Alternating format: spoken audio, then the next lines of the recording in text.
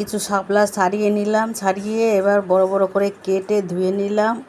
ধুয়ে নিয়ে এবার বেসন, লবণ, হলুদ, কালো জিরে, কাঁচা লঙ্কা সব কুচিয়ে মিক্সড করে মেখে নিয়ে এবার এই কাঠি দিয়ে সেই বড় বড় পিস শাপলাগুলি কাঠি দিয়ে ভালো করে সেই কলার ভেলা হয় না, ওই রকম কলা গাছের ভেলার মতন, যেমন আমরা আগে নদীতে চড়ার জন্য কলা গাছ কেটে পিস পিস করে বড় বড় কেটে ভেলা বানিয়ে নদীতে আমরা এপার ওপার হতাম, সেই রকম কলা গাছের ভেলার মতন সেই শাপলাগুলি কাঠি ঢুকিয়ে ভেলার মতন 4-5টা করে দিয়ে ভেলার মতন বানিয়ে আবার এই তেলের মধ্যে এবার বেসন দিয়ে চুবিয়ে এই যে মচমচে করে ভাজা হচ্ছে।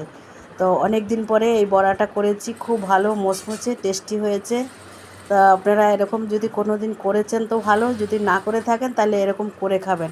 দেখুন কত সুন্দর সেদ্ধ হয়েছে এবং মচমচে।